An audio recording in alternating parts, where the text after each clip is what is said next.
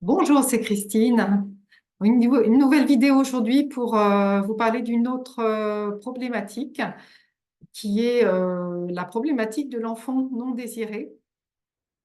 Alors, j'avais envie de parler de ce sujet parce que ça se présente souvent dans mes consultations, dans mes accompagnements et aussi parce que moi aussi, j'ai cette problématique d'être un enfant non désiré.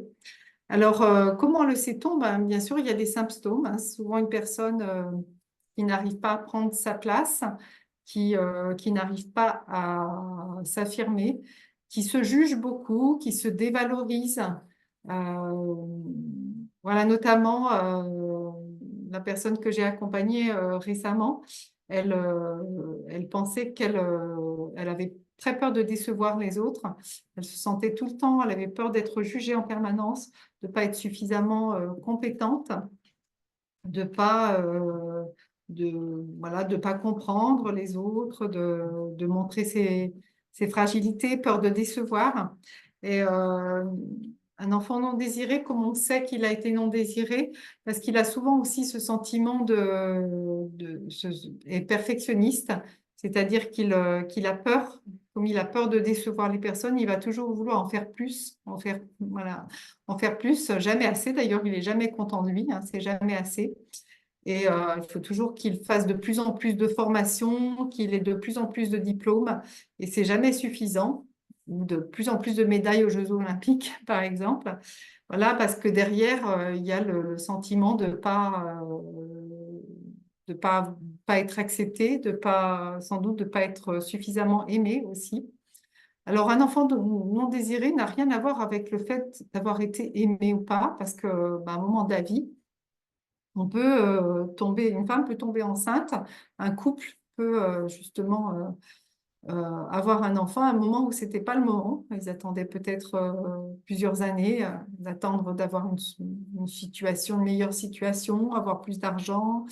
Voilà, il y a des moments où c'est pas le moment. Donc, et ça veut pas dire que une fois que l'enfant est là, on ne l'aime pas, hein, bien au contraire, hein, voilà, il peut ne pas avoir manqué d'amour, mais malgré ça, il peut ne pas être désiré. Ça peut être aussi le fait qu'un des deux parents ou les deux parents attendaient une fille plutôt qu'un garçon ou un garçon plutôt qu'une fille. Et du coup, oui, il y a cette problématique. On peut retrouver ces symptômes de l'enfant non désiré et qui n'arrive pas à prendre toute sa place. Et voilà, donc avec cette personne, ce qui s'est inscrit, c'est qu'elle était une déception pour ses parents, hein, puisqu'elle n'est pas arrivée au bon moment. C'est ce qui s'est inscrit à l'intérieur d'elle. Et du coup, dans tout ce qu'elle vit, elle pense qu'elle va décevoir les autres. Et c'est très limitant comme pensée. À chaque fois, elle se raconte cette histoire que de toute façon, la personne, quand elle va vraiment la connaître, elle va être déçue. Donc, ça ne vaut pas la peine finalement d'être connu. Euh, donc, c'est vraiment un gros handicap. Donc, je travaille avec cette personne avec un nouvel outil que j'utilise depuis pas très très longtemps, qui m'a été transmis par Christian Junot, qui est le Peter Koenig System. Donc, c'est Peter Koenig qui a mis au point ce système, qui est un outil très simple, hein, dont j'ai déjà parlé dans une vidéo il n'y a pas très très longtemps, qui est de travailler de reconnaître qu'on a à l'intérieur de soi les deux aspects d'une pièce de monnaie. Puis l'aspect, on a un aspect, mais on a aussi son contraire. Donc on a le fait, cette personne, elle est une déception, hein, elle a ça, mais elle a aussi son contraire à l'intérieur d'elle. Donc la première étape, c'est de reconnaître qu'elle est une déception, qu'elle a été une déception pour ses parents, mais qu'elle pense qu'elle se sent comme une déception et c'est ce qu'elle vit à l'intérieur d'elle-même, mais aussi le contraire, qui était qu'elle pouvait être quelqu'un d'utile aux autres, d'inspirant, voilà, autre chose, en tout cas, elle est à la fois ça et son contraire à l'intérieur d'elle.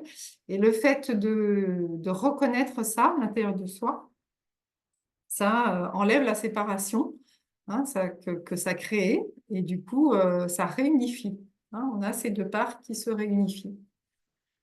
Et les deux parts, je rappelle, c'est je suis une déception et où je suis inspirante, je suis quelqu'un qui fait du bien aux autres. Hein, c'était ce qu'elle avait trouvé, hein, comme opposé. Et du coup, en reconnaissant ces deux parts d'elle-même, ça crée une réunification à l'intérieur d'elle. Hein, ces deux parts ne sont plus séparées. C'est qu'elle peut être les deux à la fois, qu'elle est les deux à la fois. Sachant que je suis une déception, c'était l'histoire qu'elle se racontait. Alors moi, par exemple, en tant qu'enfant non désiré, j'avais tout le temps le sentiment que quand je disais, si je disais ce qui se passait à l'intérieur de moi, si je parlais de mes problèmes, que j'allais être un souci supplémentaire pour mes parents. Donc ça peut être ça. Pour certains, ça peut être je suis un fardeau, je suis un problème. Voilà, vous, en tant que, si vous vous reconnaissez dans cette approche de l'enfant non désiré, qu'est-ce que vous ressentez à l'intérieur de vous? Quelle est l'histoire que vous racontez? Donc moi, c'était que je suis un souci. Voilà, je suis un souci, et ça peut être autre chose pour vous. Alors, vous pouvez le noter dans les commentaires, ce que vous avez ressenti, ce que vous ressentez, hein, de ce qui a résonné pour vous dans cet exemple que je donne aujourd'hui. Voilà, eh bien écoutez, je vous souhaite une très très belle journée et puis je vous dis à la prochaine vidéo.